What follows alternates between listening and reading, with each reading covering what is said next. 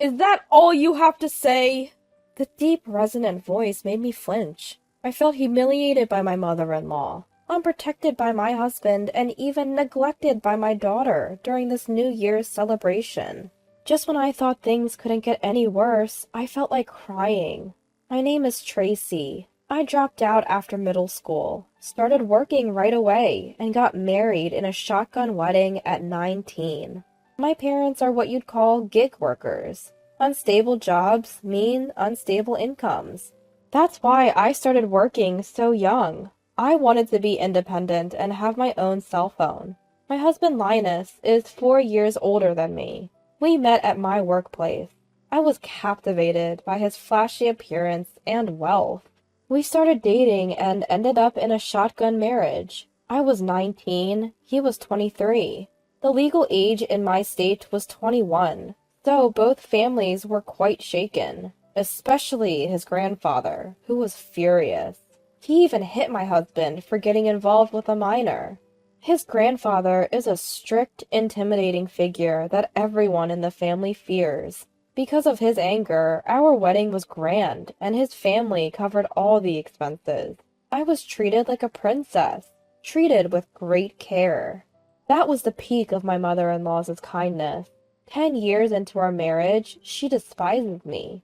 Her family runs their own business, founded by my grandfather-in-law, who's still the active CEO. He's a strong leader who's grown the company despite challenges. My mother-in-law manages the office as an executive. My husband works elsewhere now, but plans to take over the family business eventually. They have 70 employees and are apparently doing well. The life of such is wealthy. Their lifestyle is far more affluent than anything I've ever known. Every day, meals, clothing, New Year's celebrations, family gatherings, choosing a kindergarten for our daughter. Every time something comes up, the gap between me and my in-laws becomes painfully clear. I live a very ordinary life, but to my mother-in-law, I must seem poor. She's always frowning when she looks at me. At first, it was subtle digs, but now she openly dislikes me, calling me low class. I've been demoted from princess to servant. My husband initially tried to mediate between us, for the first few years at least. At some point, he started siding with his mother, because she gives him an allowance. She's essentially bought his loyalty. I give him a proper allowance from our household budget, $400 a month. I don't think it's a small amount, but he's chosen to side with her. I wonder how much she's giving him. Another depressing year-end is upon us. Since they run their own business, this is a busy time with client visits and year-end adjustments for employees. I've traditionally taken on the household chores for my in-laws during this period. I juggle this with my own work and household tasks. Tracy, make sure the laundry is done. Don't mess up the fabric softener for the towels. And the car needs washing. Don't skimp on the finish. For dinner, make beef stew. Beef, not chicken or pork. Your taste is inferior to ours. Don't leave water spots in the sink. Also, double check the names on the greeting card. Alright, got it. I might as well be a housekeeper. If I were getting paid, I'd be more motivated. But there's not even a word of thanks. It's disheartening. Yet my mother-in-law, who claims she's too busy with work to handle household chores, somehow finds the time to critique my housekeeping. If I cut corners, she complains. It's a hassle. Ugh, car washing, huh? I guess just sticking it in a car wash won't cut it. It has to be spotless inside and out to pass her inspection. Washing a car in the cold at the end of the year is the last thing I want to do. It's depressing. My daughter's school is on winter break. Christmas is over, and the last day of the year has finally arrived. The exhausting end-of-year servitude is finally over. This is the end of my work at my in-laws' house. My duties at my in-laws' are done until next year's holiday season. Or so I'd like to say. But New Year's brings its own set of tasks. Various people come to my in-laws for New Year's greetings. Relatives, business associates, friends of my husband's grandfather. My mother-in-law is busy entertaining them. As a result, she dumps even more chores on me. Cooking, dishwashing, shopping, cleaning, answering the phone? I don't even have time to sit down. I eat standing up in the kitchen, squeezing meals in between chores. My mother-in-law and husband are chatting happily with the relatives who come for New Year's. Everyone's had a bit to drink, and their voices are loud. My husband keeps passing drinks to his mother. My daughter is playing board games with the other kids. Everyone seems to be having a good time. I work non-stop, listening to their joyful voices. It feels like I'm a throwback to the wives of a bygone era during New Year's. I'm used to it by now, so whatever. Let's give out gift cards, everyone! Here you go, gift cards for all! My mother-in-law starts handing out gift cards to the kids. Oh, I need to give out gift cards too. I quickly grab the gift cards I'd prepared and head out of the kitchen. Happy New Year! We have gift cards too! Wait, what's going on? When I get to the kids, they all look stunned. Only my mother-in-law is in high spirits. The difference between her and the kids is striking. The children look at me cautiously. What? What's the matter? Well... The oldest boy starts to say something, but stops. He looks at the gift card in his hand, then at my daughter, who has nothing. All the other kids have cards too. My daughter looks down, her face sad. Tracy, starting this year, we won't be giving your child a gift card. Oh, is that so? If there's none, there's none. But why single out my daughter? And to announce it like that in front of the other kids? That's just cruel. The other kids look confused too. Whether she notices or not, my tipsy mother-in-law cheerfully says, "That's right, a gift card from our family would be too much for the child of a dropout." What? I'm stunned by her unexpected words. What? Because I'm a dropout, you'll give to the other kids, but not my daughter? You're discriminating against my daughter for that reason? Discrimination sounds so harsh. It's a natural distinction. I've learned what kind of a person a dropout is over these 10 years. Your daughter probably has the same low-level tastes as you, so it's nonsense to spend money on her. What's natural about that? My being a dropout has nothing to do with my daughter. I lost my cool and yelled, forgetting all formalities. My mother-in-law's eyes widened at my lapse in decorum. Well, what's with that tone? Who cares about tone right now? No parent would stay quiet when their child is insulted. Insulted? Who do you think you are? Your only asset is your youth. You have nothing else. You're a dropout who can only do housework. I'm an executive in a company, far more accomplished than you. That has nothing to do with our daughter. You said something terrible to her. Apologize. And you! Say something! Huh? Me? My husband was snacking on fruit on the sofa. His own wife and mother are arguing, and he's just chilling? Is he dense? What an idiot. Well, about the gift card, He popped another piece of fruit into his mouth, then mumbled, "Why don't you give some money to Mom? You're always relying on her." What? You're the one getting an allowance and relying on her. Can't you see our daughter is hurt? She's right in front of you, in plain sight, from that sofa. The issue here isn't about the gift card, it's about how mother-in-law is hurting our daughter. My son has a point. You should show respect to your in-laws, even if they're just that by marriage. Would you like to take the small amount gift card you're holding? My mother-in-law laughed haughtily. My husband was only interested in his fruit. This is the worst. What's with this mother-son duo? I've always been treated poorly, but this is a new low. Is it because they've been drinking? That's no excuse. You're despicable! I yelled at my husband. He frowned. Just then, "Is that all you have to say?" A deep, resonant voice made me flinch. It was grandfather-in-law, who had been silent until now. He was sitting deeply in the sofa, eyes closed, yet he exuded an overwhelming presence. I thought I had already hit rock bottom this New Year's, being ridiculed by my mother-in-law, unsupported by my husband, and neglected by my daughter. Could something else happen? I felt like crying, but I couldn't back down. No, there's more! Yes, I'm a dropout. Yes, I don't have an education, but I work hard. Saying I can only do housework because I'm a dropout is a prejudice, and it has nothing to do with my daughter. When I talked back to grandfather-in-law, my husband looked shocked. Like, are you insane for talking back to scary grandfather-in-law? My mother-in-law was smirking. She must be imagining me getting put in my place by grandfather-in-law. All right, I understand, Tracy. I get your point.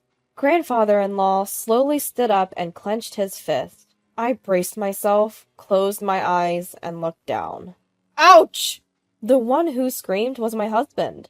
Grandfather-in-law had swung his fist down onto my husband's head. My husband was disoriented by the sudden pain. I was stunned. So was my mother-in-law. Grandfather-in-law looked furious. You big idiot! What are you doing sitting on the sofa? Huh? While your wife and daughter are being insulted, you do nothing? Explain yourself. Well, it's true that Tracy is a dropout. If you're going to say that, then I'm a dropout too. I know, but you know I'm a dropout, yet you still belittle people for it? Grandfather-in-law's voice, filled with anger, made my husband's eyes widen. He might have known about grandfather-in-law's educational background, but clearly didn't think it was important. Grandfather-in-law then turned to my mother-in-law. I dropped out of middle school and went straight to work. I saved money and started a company. If what you say is true, then I'm also a useless person who can only do housework. Don't think you can insult me and get away with it. Grandfather-in-law is a man who returns favors and holds grudges. He built his company with that indomitable spirit, and now he's angry, feeling insulted. My mother-in-law started to stammer her defense. No, it's different. I didn't mean to insult you, Dad. I was just saying that Tracy is a dropout. As she said dropout again, grandfather-in-law's face grew even more menacing. Don't think I'll let you forget the struggles I've been through. Do you know how hard it was to be looked down upon by competitors and clients just because I'm a dropout? Yes, I know, but... My mother-in-law was taken aback. Grandfather-in-law was erupting like a volcano. His explosive anger was terrifying. Since you're my dropout daughter, you must also have a poor sense of judgment. Probably why your husband left you. Truly pitiful. Dad, we're not talking about that now. I thought you would have learned your lesson after the first painful experience. Have you forgotten how much you had to pay your ex-husband in emotional damages? You haven't changed. Pathetic. My mother-in-law had a past where her spouse left her, which happened when my husband was in high school. She considers her divorce a stain on her life and gets upset when it's mentioned. I never asked for details. But from grandfather-in-law's tone, it seemed her personality was the issue. I saw relatives who had come for New Year's greetings quietly leaving. What an unfortunate start to the year for them.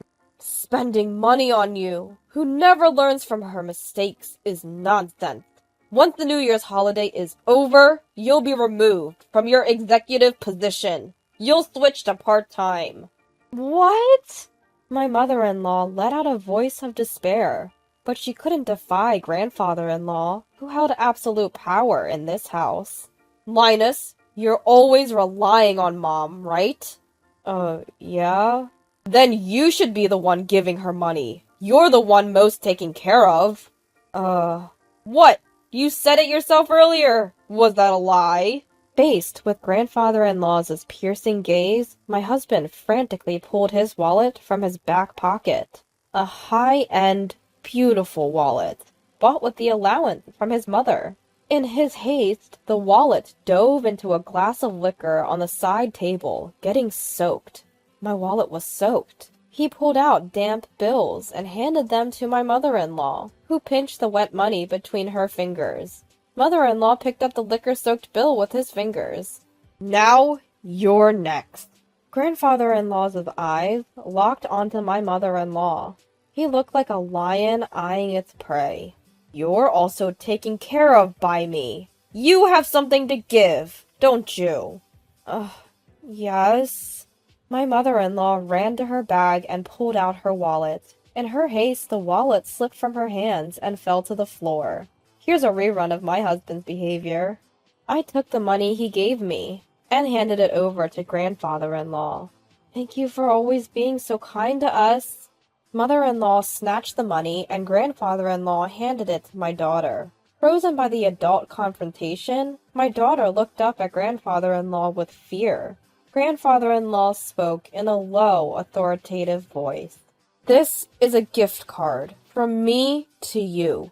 Use it for something that benefits you. My daughter was astonished by the wad of bills, an amount she had never held before. Tracy? Yes. I straightened my back as I responded. It's my turn now. I'm scared of what he might say. Honestly, I'd rather be nagged by mother-in-law. As I waited nervously, grandfather-in-law softened his voice a bit. Tracy, would it be all right if your daughter and grandchild go back to your family home? If it's okay with them, take some food and celebrate the new year there. I have to talk with these two fools. I think that would be fine. Even if my family says no, we're going. It's okay. What grandfather-in-law pointed to was a special New Year's meal. His house, always busy with New Year's visitors, had ordered several such meals. It was the most luxurious one. I braced for mother-in-law's objection, but she seemed preoccupied with what grandfather-in-law would say next. She didn't react at all.